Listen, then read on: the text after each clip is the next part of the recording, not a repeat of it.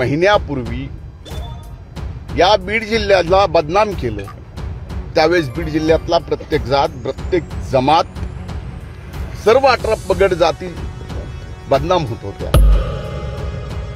तुमची बदनामी का झालेली आहे, तुमची बदनामी आणि संपदाचं प्रकरण हे कृपया एकत्र करू नका।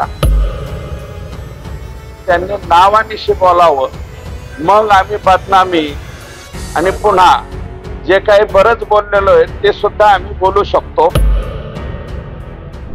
या प्रकरणामध्ये एकीकडे ती वैद्यकीय अधिकारी डॉक्टर संपदा चुकीचे सर्टिफिकेट देत नाही म्हणून पोलीस त्यांच्यावरती अत्याचार करत होते। त्याच्या तक्रारी त्यांनी सीएस पासून अनेक जणांकडे केल्या की अशा वेगवेगळ्या दबाव माझ्यावर येतोय।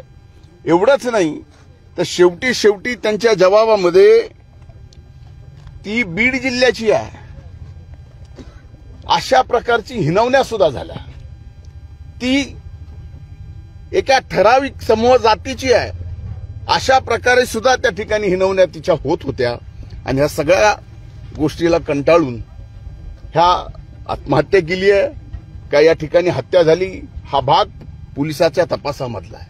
म्हणजे एक गोष्ट निश्चित आहे की ज्या 4-5 पुढाऱ्यांनी काही महिन्यापूर्वी या बीड जिल्ह्याला बदनाम केलं, त्यावेळेस बीड जिल्ह्यातला प्रत्येक जात, प्रत्येक जमात, सर्व 18 पगड जाती बदनाम होत होत्या। याच्यातले कुणी ना कुणी बाहेर शिकायला होतं, कुणी ना कुणी नोकरी करत होतं। त्यांचा विचार बीड जिल्हा बदनाम करताना कुणी केला नाही। आणि आज तेच प्रकार त्याला हेही कुठंतरी कारणीभूत आहेत, नाही तर हिनवणी झाल्या नसत्या। आज हे समोर आलंय, हे आज समोर आलंय।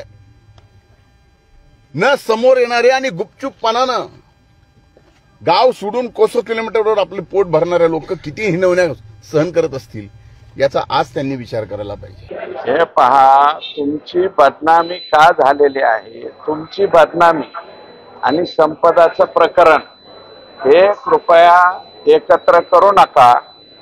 तुम्हाला जे आहे ते मुळात तुम्ही 250 दिवस तुम्हाला बोलताच आलं नाही असं तुम्ही म्हणताय आणि त्यातून बाहेर निघून आल्याच्या नंतर कुठलंही काही प्रकरण घडलं की त्याला स्वतःची जोडायचं।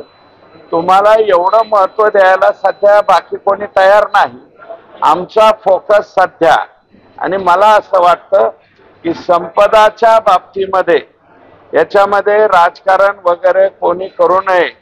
आमची एक डॉक्टर मुलगी आणि ते जे कुटुंब आहे मुंडे कुटुंब, एकाच घरामध्ये 5 ते 6 डॉक्टर त्या ठिकाणी झालेले आहे। या लेकराला 3 एकर शेती असलेल्या शेतकऱ्यांनी आणि शिक्षक असलेल्या त्याच्या चुलत्यानं त्या ठिकाणी शिकवलेलं आहे आणि अशा प्रकारची गंभीर घटना घडलेली आहे। मला वाटतं याच्यामध्ये राजकारणाचे जे काही तुमचे जोडे आहेत ते घुसडून घेऊन आणि आपलं काहीतरी प्रतिमा उजळवून घेण्याचा वगैरे कोणी प्रयत्न करू नये असं माझं मत आहे।